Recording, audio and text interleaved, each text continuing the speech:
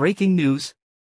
ဒေါ်တင်ဟန်ဟော့စပါဟာနယူကာဆယ်ယူနိုက်တက်ကွင်းလယ်လူဆန်ဒရိုတိုနယ်လီကိုခေါ်ယူဖို့ကလပ်သမိုင်းတစ်လျှောက်အကြီးဆုံးကမ်းလှမ်းမှုအဖြစ်ယူရိုတန်း100ကျော်ပေါင်86တန်းဝန်းကျင်နဲ့တရားဝင်ကမ်းလှမ်းလိုက်ပါတယ်။သတင်းအရစပါးဘက်ကတိုနယ်လီကိုဒီနွေရာသီရဲ့အဓိကပြစ်မှတ်အဖြစ်သတ်မှတ်ထားပြီးနီးပြရောဘတ်တိုဒီဇာဘီရဲ့ကွင်းလယ်စနစ်ကိုတိစောက်ဖို့မရှိမဖြစ်ကစားသမားအဖြစ်မြင်နေပါတယ်။အစောပိုင်းကမ်းလှမ်းမှုတွေကိုနယူကာဆယ်ဘက်ကညှင်းပယ်ခဲ့ပေမဲ့ဒီတစ်ကြိမ်ကမ်းလှမ်းတဲ့ပမာဏကတော့သူတို့ရဲ့သတ်မှတ်တန်ဖိုးနဲ့အလွန်နီးစပ်လာခဲ့ပါတယ်။နာမည်ကြီးသတင်းထောက် Fabrizio Romano ရဲ့ဖော်ပြချက်အရနယူကာဆယ်ဘက်ကဒီကမ်းလှမ်းမှုကိုအလေးနက်ထားစဉ်းစားနေပြီးလက်ခံနိုင်မဲ့အလားအလာကအရင်ထက်ပိုများလာနေတယ်လို့ဆိုထားပါတယ်။တိုနယ်လီကိုယ်တိုင်လည်းစပါးစီမံကိန်းအပေါ်စိတ်ဝင်စားနေတယ်လို့သတင်းတွေထွက်ပေါ်နေပါတယ်။ဒီအပြောင်းရွှေ့တာအောင်မြင်ခဲ့မယ်ဆိုရင်ဒေါ်တင်ဟန်ဟော့စပါသမိုင်းမှာစံချိန်တင်အကြီးဆုံးခေါ်ယူမှုဖြစ်လာမှာဖြစ်ပြီးပရီးမီးယားလိရဲ့အကြီးမားဆုံးအပြောင်းရွှေ့တွေကတစ်ခုဖြစ်လဲ